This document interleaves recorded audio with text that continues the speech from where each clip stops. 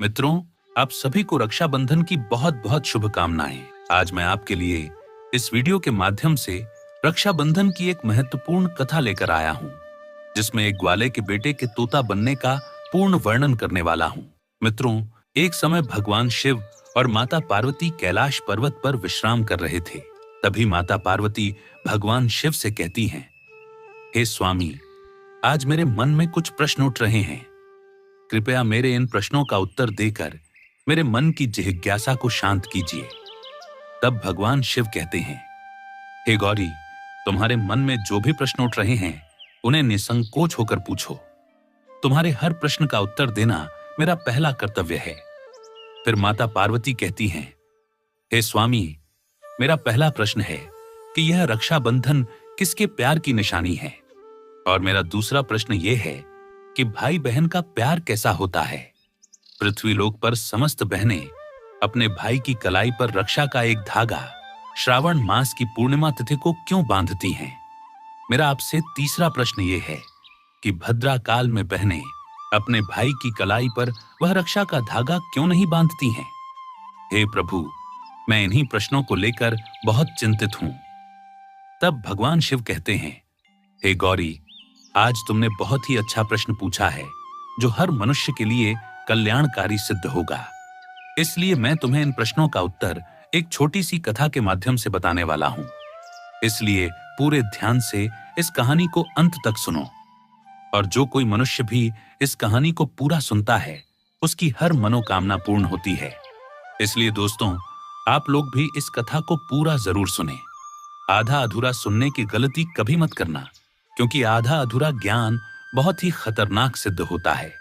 फिर माता पार्वती कहती हैं, हे स्वामी, मैं इस कथा को पूरा जरूर सुनूंगी, क्योंकि आपके मुख से इस कथा को सुनने का सौभाग्य प्राप्त हो रहा है। मित्रों, फिर भगवान शिव कथा को सुनाना प्रारंभ करते हैं। एक समय की बात है, सोनपुर नाम के एक गांव में नंदराम नाम का एक ग्वाला अपने छोटे से परिवार के साथ रहता था। वह अपने परिवार के साथ बहुत खुश था। भगवान की कृपा से उसे एक बेटा और एक बेटी का आशीर्वाद मिला था। बेटे का नाम था मंटू और बेटी का नाम चंदा। नंदराम के पास कई गायें और बछड़े थे, जिनका वह बड़े प्यार से पालन पोषण करता था। वह प्रतिदिन गायों को चराने जंगल ले जाता और उनके दूध, दही और घी को बेचकर अपने परिवार की जरूरतें पूरी करता था। उसकी पत्नी कुसुम भी उसके द्वारा कमाए गए पैसों में संतुष्ट रहती और अपने बच्चों की देखभाल करती थी।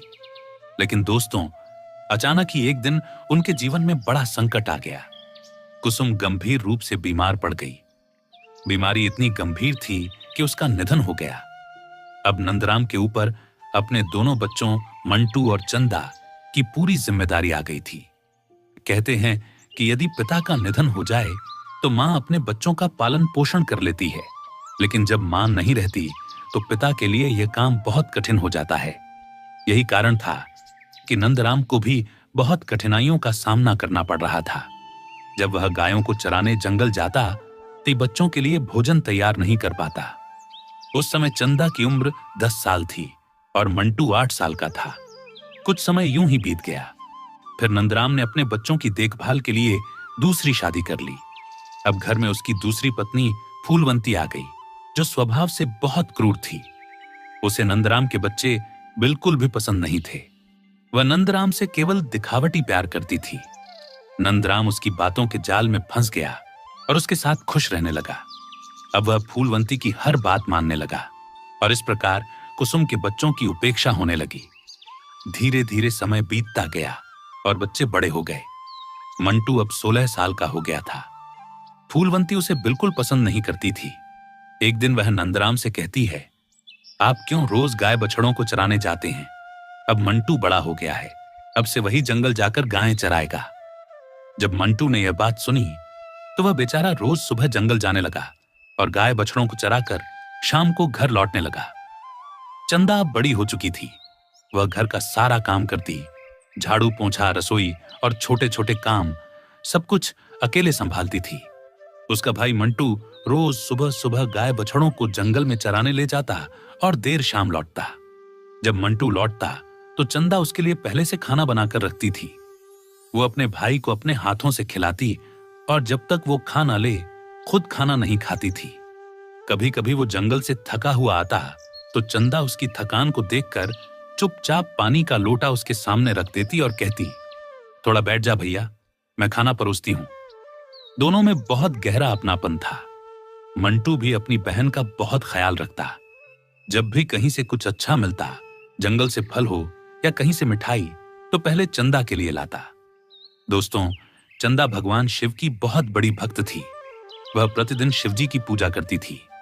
चंदा और उसका भाई मंटू एक दूसरे से बहुत प्यार करते थे और अक्सर आपस में बातें किया करते थे।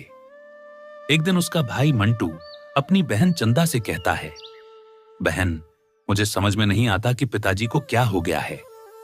जब से मां की मृत्यु हुई है, वह हम पर बिल्कुल ध्यान नहीं देते। हमारे दिन भी बहुत मुश्किल से गुजर रहे हैं। उसकी बड़ी बहन चंदा उसे समझाते हुए कहती है, तुम बिल्कुल चिंता मत करो, मैं तुम्हारे साथ हूं। जो भी होगा हम मिलकर सामना करेंगे। पिताजी अब सौतेली मां के मोह में पड़ गए हैं, इसलिए उन्हें कुछ दिखाई नहीं दे रहा है।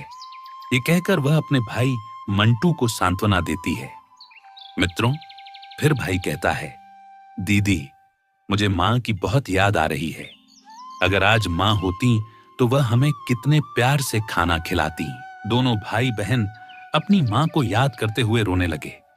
फिर समय धीरे धीरे बीतता गया। फिर एक दिन वह मंटू जंगल में गाय चराने गया। तभी अचानक से उसे जंगल में एक शेर मिल गया।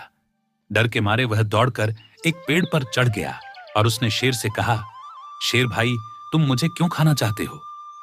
तब शेर ने जवाब दिया, मैं कई दिनों से भूखा हूं और अपनी भूख मिटाने के लिए तुम्हें खाना चाहता हूं। अगर तुम चाहते हो कि मैं तुम्हें ना खाऊं, तो मुझे एक गाय या बछड़ा दे दो, जिससे मैं अपनी भूख मिटा सकूं। फिर लड़के ने कहा, मैं अपनी बहन का इकलौता सहारा हूं, उसे बस मेरी ही उम्मीद है। अगर तुम मुझे खा लोगे तो उसकी वह आखिरी उम्मीद भी टूट जाएगी और वह रो रो कर मर जाएगी।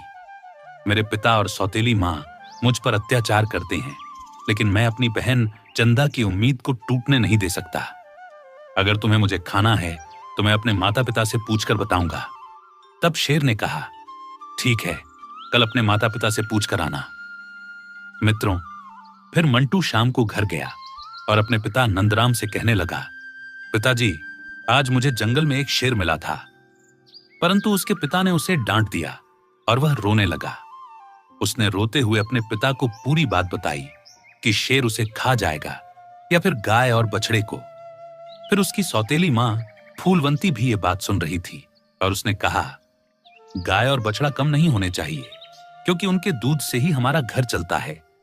तुम्हारे बिना तो हमारा कुछ नहीं बिगड़ेगा, परंतु गाय या बछड़े कम हो गए तो हमारी आमदनी कम हो जाएगी।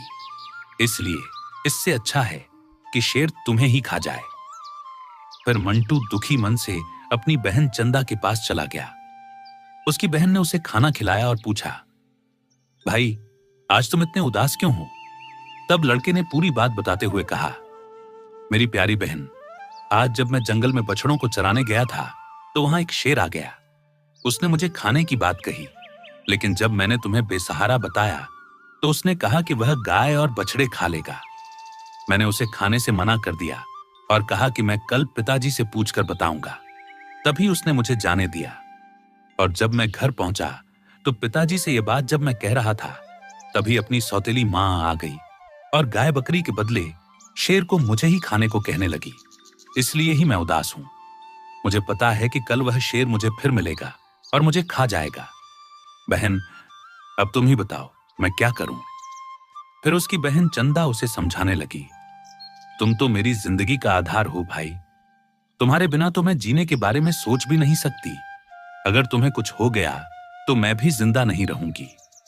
इसलिए तुम कल जब जंगल में जाना और जब शेर वहां पर आए तो उसे एक बछड़ा खाने को दे देना। अगर गाय जिंदा रहेगी तो बछड़ा और आ जाएगा, परंतु तुम्हारे जैसा भाई मैं कहां से लाऊंगी? मित्रों, अब मंटू ने कहा, ठीक है बहन।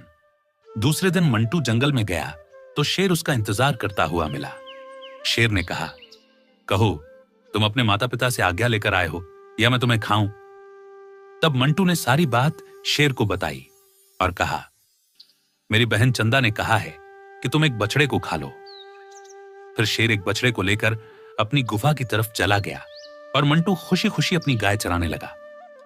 और शाम को जब वह अपने घर आ गया, फिर उसके माता पिता गाय और बछड़े की गिनती करने लगे तो एक बछड़ा कम था, जिससे वह समझ गए कि वह बछड़ा मंटू ने शेर को दे आया है। इस बात पर वह दोनों बहुत गुस्सा हो गए और मंटू को मारने लगे। उसके पिता ने उसे डंडे से इतना मारा कि वह बेहोश होकर जमीन पर गिर पड़ा।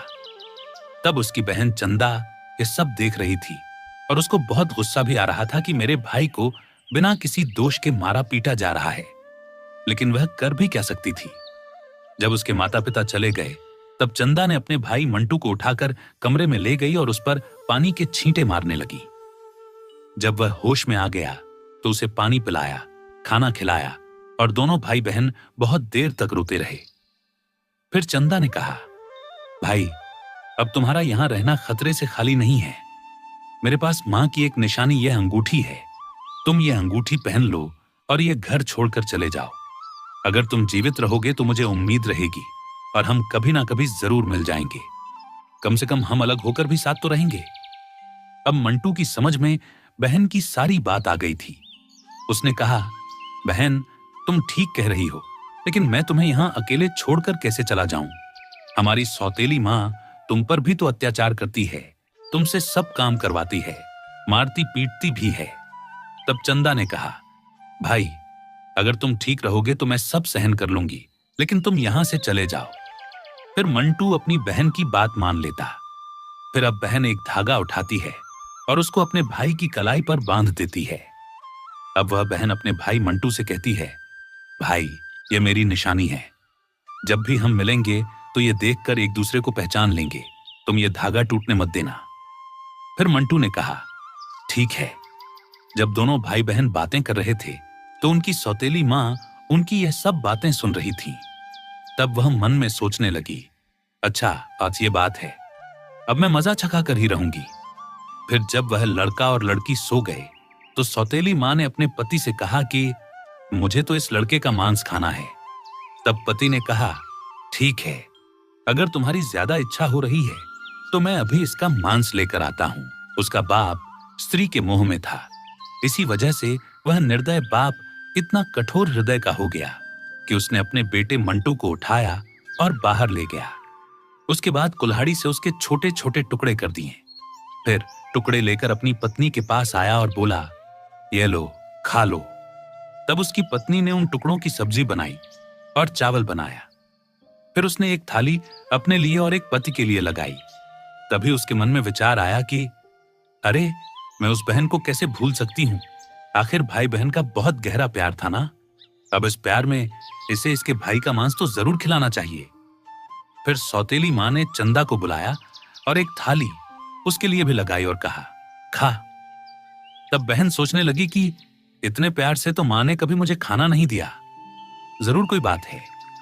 जब वह खाना खाने लगी तो चंदा ने देखा कि थाली में वही उंगली आ गई है जिसमें वह अंगूठी थी जो उसकी मां की निशानी थी, जिसे उसने अपने भाई को दिया था। बहन तुरंत समझ गई, क्योंकि वह सुबह से अपने भाई मंटू को खोज रही थी, लेकिन उसे उसका भाई कहीं दिखाई नहीं दिया। अब चंदा का शक यकीन में बदल गया। अब वह रोती जा रही थी। वह तुरंत ही वहां से उठी और भागकर अपने कमरे में चली गई।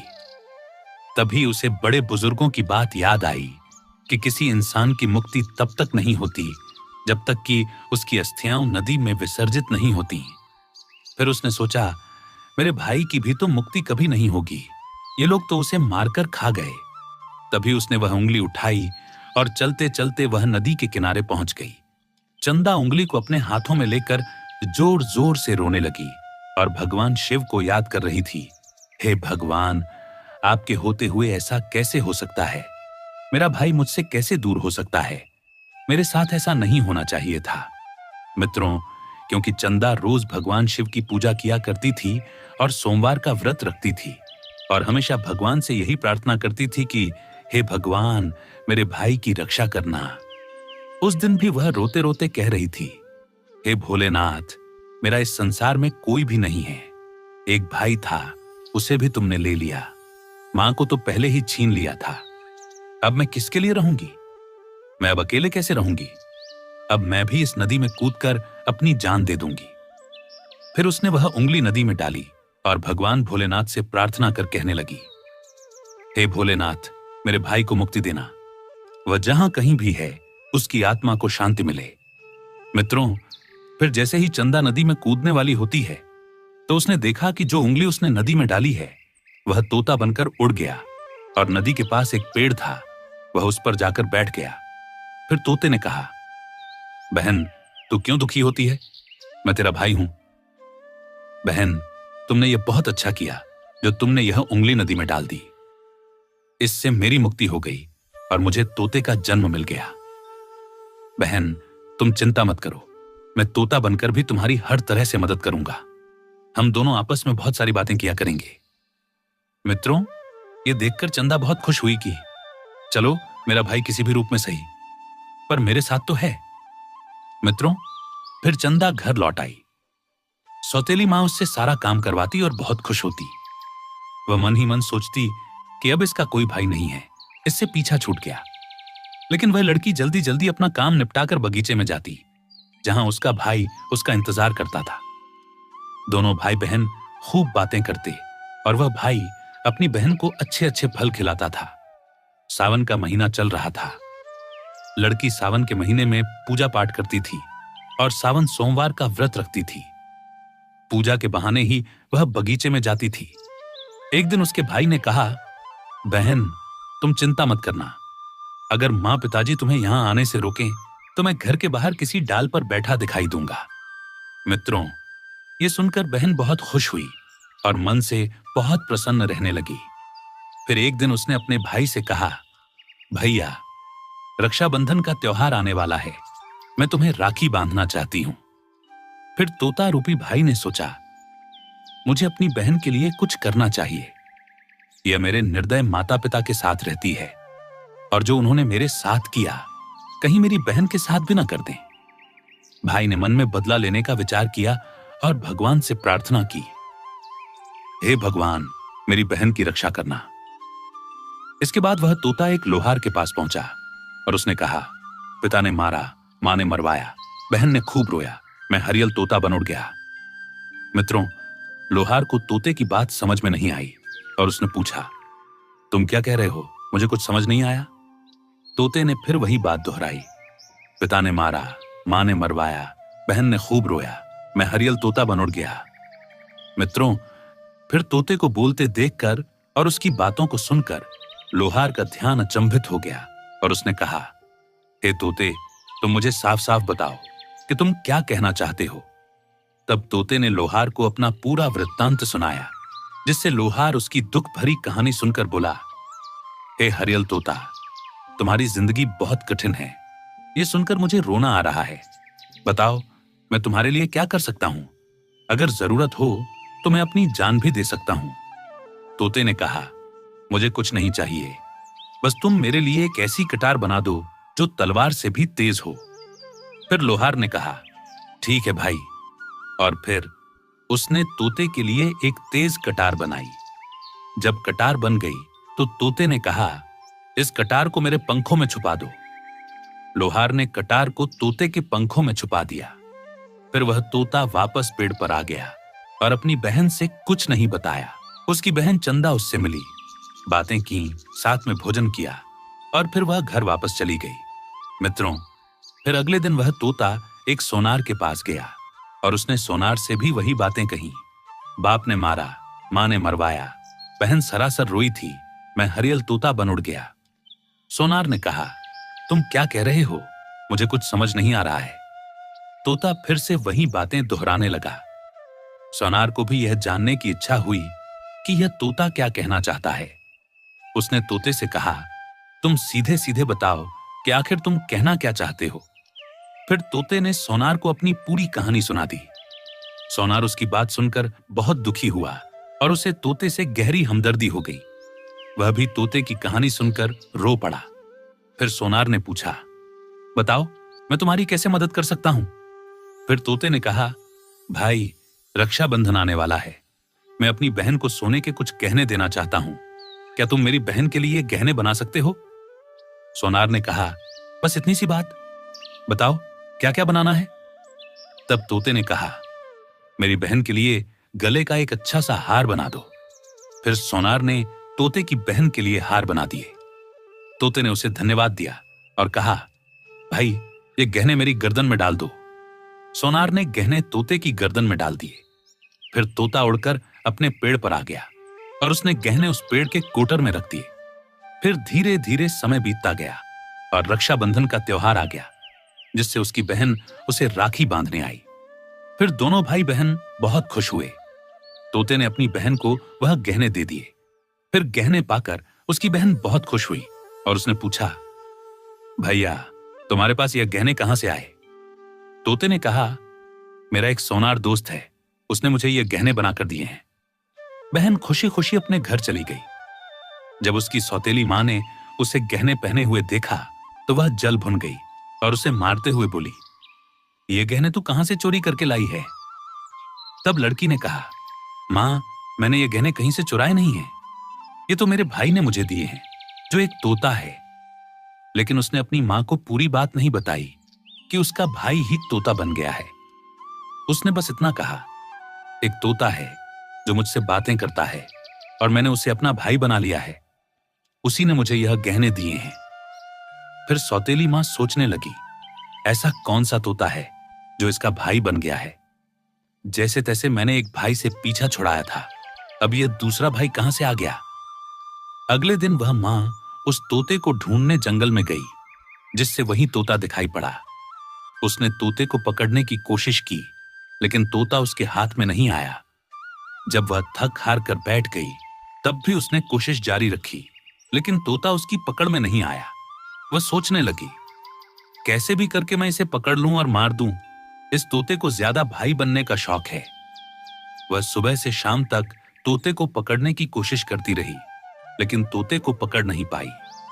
थक हार कर वह घर आई और सारा गुस्सा अपनी बेटी पर निकाल दिया और उसने उसके सारे गहने छीन लिए।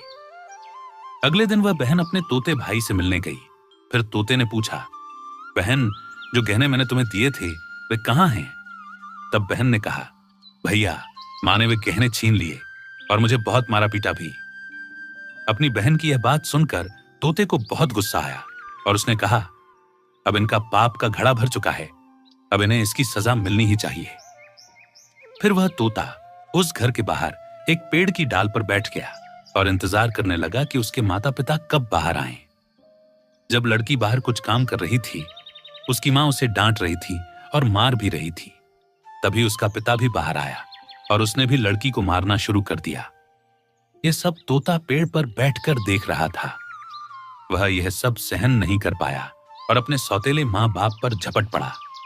उसके पंखों में जो कटार थी वह उन दोनों की आंखों में घुसा दी। अब वे दोनों अंधे हो गए और तड़पने लगे। फिर तोते ने अपनी चोंच से कटार उठाई और उन पर वार कर दिया। फिर वे दोनों जमीन पर गिर पड़े। अब तोते ने कहा, तुम दोनों ने बहुत पाप किए हैं, मैं तुम्हें नहीं छोड़ सकता। तब वे दोनों कहने लगे, तू हमारा हमसे कौन सा बैर है? हमने तेरा क्या बिगाड़ा है? तब तोते ने कहा, तुमने तो मुझे मारकर खा लिया और पूछ रही हो कि तुम्हारा मुझसे क्या बैर है? फिर वे दोनों तड़प तड़प कर मर जाते हैं। तब तोता अपनी बहन से कहता है, चलो बहन, अब हम यहां नहीं रहेंगे। अगर यहां रहेंगे तो हमें अपने दुख याद आएंगे, हम उनको कभी भूल नहीं पाएंगे और दुखी रहेंगे। तो उसकी बहन कहती है, हाँ भैया, अब हम यहां नहीं रहेंगे। अब हम किसी ऐसी जगह रहेंगे जहां कोई हम दोनों को अलग ना कर सके। मित्रों, फिर वह दोनों भाई बहन वहां से चले जाते हैं और चलते चलते वह एक मंदिर में पहुंच जाते हैं जो शिवजी का होता है। फिर तोता कहता है, बहन, इससे अच्छी जगह हमें कोई और नहीं मिल सकती। चलो हम दोनों यहीं रहेंगे। अब दोनों भाई बहन उस मंदिर में रहने लगते हैं। बहन तो पहले से ही शिवजी की पूजा पाठ किया करती थी, सोमवार का व्रत रखती थी। अब तोता भी पूजा पाठ करता है। मित्रों, वे दोनों भाई बहन पूरी श्रद्धा के साथ पूजा करने लगे। फिर धीरे धीरे ऐसे ही दिन बीत रहे थे। फिर उनकी सच्ची भक्ति को देखकर अब भगवान भोलेनाथ और माता पार्वती उनके समक्ष प्रकट होते हैं और उनसे मनचाहा वरदान मांगने को कहते हैं। तब लड़की ने कहा, हे भगवान, मुझे कुछ नहीं चाहिए। मैं तो बस इतना चाहती हूं कि मेरा भाई पहले वाले रूप में आ जाए और हम भाई बहन को कोई अलग ना कर सके। मित्रों, फिर उन्हें भगवान और माता पार्वती तथास्तु कहकर अंतर ध्यान हो जाते हैं। मित्रों, कुछ ही क्षणों में वह लड़का पहले जैसा हो जाता है और अब दोनों भाई बहन बहुत खुश हो जाते हैं और बड़े प्यार से मंदिर में रहकर भगवान शिव की पूजा करने लगते हैं। मित्रों, अब भगवान भोलेनाथ कहते हैं, हे देवी पार्वती, तुम्हारा दूसरा प्रश्न यह था कि भाई बहन का प्यार कैसा होता है और पृथ्वी लोक पर समस्त बहनें अपने भाई की कलाई पर रक्षा का एक धागा श्रावण मास की पूर्णिमा तिथि को क्यों बांधती हैं? तो हे गौरी, आपको इस कथा के माध्यम से पता चल ही गया होगा कि एक भाई का उसकी बहन के प्रति प्यार और उसकी बहन का उसके भाई के प्रति प्यार कैसा होता है। कथा के अनुसार एक बार एक भाई को उसके पिता ने मार डाला और उसकी सब्जी बनाकर खा ली, परंतु उसकी बहन की सच्ची आराधना के कारण उसके भाई में फिर से जान आ गई। इस प्रकार यदि कोई बहन पूरे सच्चे मन से अपने भाई के लिए सोचती है और सदैव उसका भला चाहती है और मेरी उपासना करती है, तो मैं स्वयं उसकी सभी समस्याओं का निवारण कर देता हूँ। साथ ही उस भाई बहन और उनके परिवार पर कोई भी विपत्ति नहीं आने देता। मित्रों, इसके बाद माता पार्वती जी कहती हैं, हे प्रभु, अब मुझे मेरे दूसरे प्रश्न का उत्तर मिल गया है, लेकिन मेरा तीसरा प्रश्न यह था कि सभी बहनें भद्रा काल में राखी क्यों नहीं बांधती हैं? इसका क्या कारण है? हे देवी, शास्त्रों में भद्रा काल में राखी का त्योहार मनाना अशुभ माना गया है, इसीलिए भूलकर भी भद्रा काल में किसी भी बहन को अपने भाई को राखी नहीं बांधनी चाहिए। इसके पीछे एक पौराणिक कथा है। ऐसा कहा जाता है कि लंकापति रावण ने अपनी बहन से भद्रा काल में ही राखी बंधवाई थी और 1 वर्ष के अंदर ही उसका विनाश हो गया था। इसके अलावा भद्रा, जो कि शनिदेव की बहन है, उन्हें ब्रह्मा जी ने श्राप दिया है कि जो भी व्यक्ति भद्रा के समय शुभ या मांगलिक कार्य करेगा, उसका परिणाम हमेशा अशुभ होगा। इसलिए किसी भी बहन को गलती से भी भद्रा काल में राखी नहीं बांधनी चाहिए। दोस्तों, अब भगवान भोलेनाथ कहते हैं, हे देवी पार्वती, मैंने तुम्हें तुम्हारे सभी प्रश्नों के उत्तर दे दिए हैं। तब माता पार्वती कहती हैं, हे प्रभु, मुझे मेरे इन प्रश्नों का उत्तर देने के लिए आपका धन्यवाद। अगर आपको यह कहानी अच्छी लगी हो तो वीडियो को लाइक करें, शेयर करें और चैनल को सब्सक्राइब करना न भूलें। कमेंट में बताएं आपको कहानी का कौन सा हिस्सा सबसे ज्यादा भावुक लगा। रक्षाबंधन की आपको और आपके परिवार को ढेरों शुभकामनाएं।